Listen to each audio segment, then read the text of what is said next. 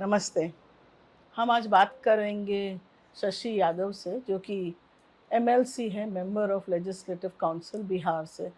तो अभी बिहार के इलेक्शंस हैं, हम उनसे बात करते हैं।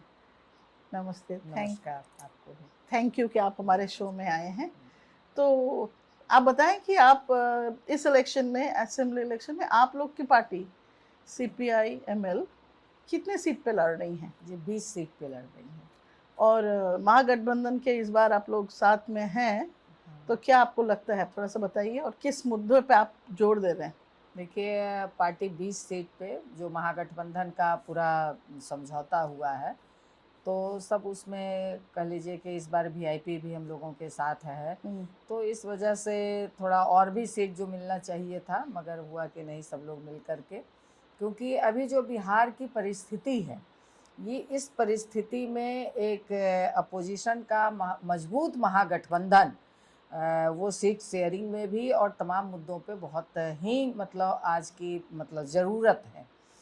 क्योंकि जिस तरह से कह लीजिए 20 साल से यहाँ सत्ता में है ये एनडीए सरकार, जी। मगर गरीबों के लिए, किसानों के लिए, छात्रों के लिए, मजदूरों के लिए कहीं से भी स्लम बस्तियों के लिए कहीं से कोई काम अगर ठोस ढंग से अगर कहा जाए, विकास कार्य कहा जाए, तो वो नहीं हुआ है।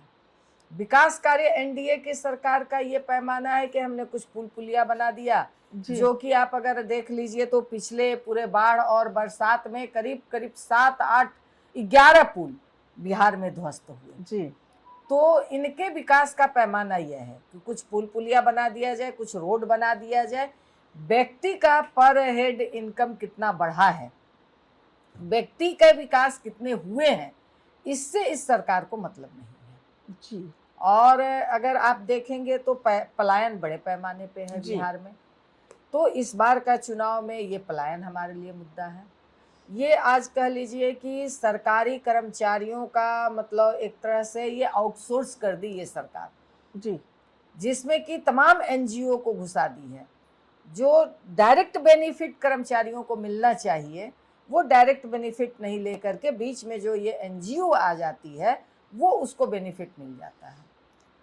अच्छा, इलेक्शन, ये जॉब भी मुद्दा है आपके वहाँ, एम्प्लॉयमेंट, जो पलायन रोकने के लिए। जी।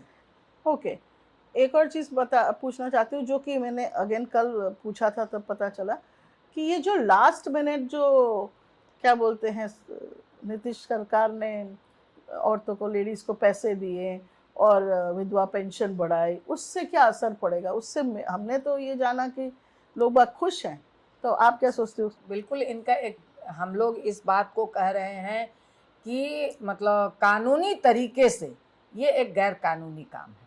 जी। आप वोट खरीदने का काम कर रहे हैं, ये कानूनी तरीके से आप कर रहे हैं।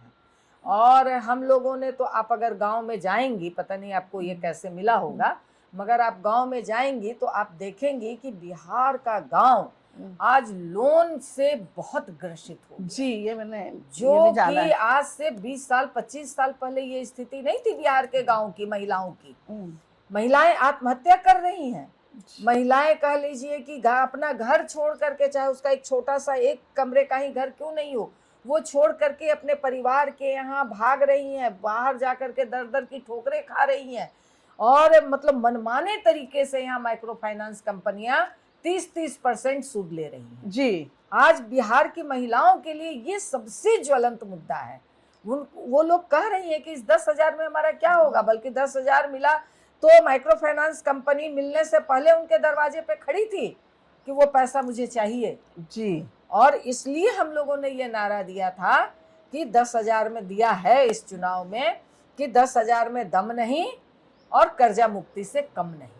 अगर नीतीश कुमार कम से कम 2 लाख का कर्जा मुक्ति कर दिए होते, इन माइक्रो फाइनेंस कंपनियों को लगाम लगा दिए होते, तो आज बिहार के लिए बेहतरी होता। जी, ये तेजस्वी जी ने भी अनाउंस करा है। जी, कल तेजस्वी जी ने कहा है, वो जीविका से संबंधित है। और हम लोगों ने ये महागठबंधन में एक अंडरस्टैंडिंग है, और वो संयुक्त घोषणा पत्र में आएगा कि माइक्रो फाइनेंस कंपनियों को भी हम मतलब लगाम लगाएंगे, और उनके माध्यम से चाहे मतलब अन्य तरीके से लोन माफी का सरकार बनेगी तो इस काम को हम लोग करेंगे। जी, वो कल क्योंकि अनाउंस कराया हुआ है। जी, क्योंकि माँ बहन योजना भी है, तो आप देखेंगे अगर 2,500 महिलाओं को मिलता है पर मंथ, तो वो भी एक स्तर पर लोन माफी, क्योंकि उसका जो कर्ज लेने का सूद के साथ जो किस्त भरती हैं, तो वो 2,500 में उसका हो जाएगा।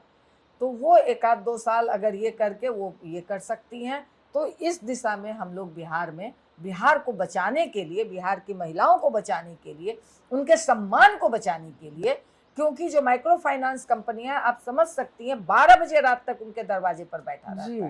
मैंने सुना है कई बार रात भर भी बैठे रहते रात हैं। भर बैठे रहते हैं। आप समझ लीजिए कि कोई रात भर किसी के दरवाजे पे बैठता है तो वो महिलाओं के साथ क्या स्थिति करता होगा।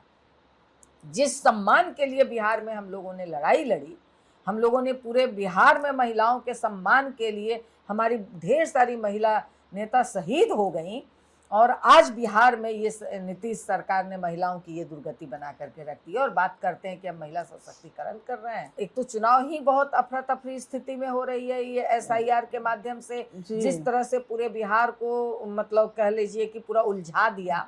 बहुत चुनाव की घोषणा के बाद बहुत कम समय मिला लोगों को तैयारी करने की, फिर मान लीजिए सीट बंटवारे, इसमें कुछ समय लगे, तो लोगों के पास तैयारी करने के लिए बहुत कम समय मिला। उसके बावजूद अगर आप देखेंगे तो बड़े पैमाने पे लोग इंतजार कर रहे थे कि महागठबंधन का उम्मीदवार कौन होगा, और जैसे ही लोग सुने स्वतः लोग उतरे, और बड़े पैमाने पे लोग उतरे। आखिरी सवाल, ये जो वोट मतलब जो लिस्ट है, वोटर लिस्ट, उसमें से कई जो नाम निकाले गए हैं, उस पे आपका क्या राय है और उससे क्या असर पड़ेगा? देखिए, ये क्योंकि तो ज्यादातर मैंने सुना है माइनॉरिटी कम्युनिटीज और पिछड़े वर्ग महिलाओं के बड़े पैमाने पे, मतलब 7 लाख महिलाओं के नाम कटे हैं जी। अब सबसे ज्यादा।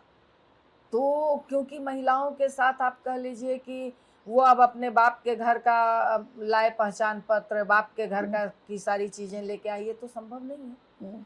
तो इसलिए बड़े पैमाने पे महिलाओं के नाम कटे हैं, गरीब गुरबों के नाम कटे हैं। ये तो पूरी साजिश थी कि लोगों को बड़े पैमाने पे नाम काट करके, मतलब दूसरे जगह नाम को जोड़ करके वो चुनाव को हाईजैक किए, और बिहार में इन्होंने किया कि हम नाम को काट करके चुनाव को हाईजैक करें। तो कैसा असर पड़ेगा आपके उसमें? असर पड़ेगा, और ये NDA के खिलाफ लोग महागठबंधन के साथ इसलिए भी हैं क्योंकि इसको हम लोग शुरू से पकड़े, और पकड़ करके जो कि कह लीजिए कि ये संविधान प्रदत्त बाबा साहब ने जो हम लोगों को अधिकार दिया, क्योंकि बहुत सारे जगह गरीब गुरबों को वोटिंग राइट के लिए लड़ना पड़ा, महिलाओं को वोटिंग राइट के लिए लड़ना पड़ा, मगर आज के डेट में मतलब हम लोगों को देश के अंदर ये अधिकार हम लोगों को मिला।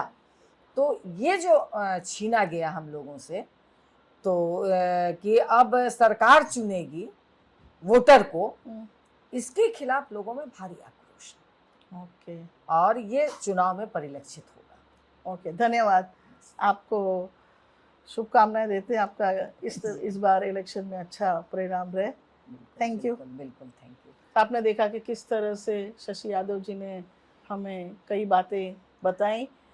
आप डेफिनेटली हमारे वीडियोस पे कमेंट कीजिएगा, लाइक कीजिएगा, शेयर कीजिएगा, सब्सक्राइब ज़रूर कीजिएगा। धन्यवाद।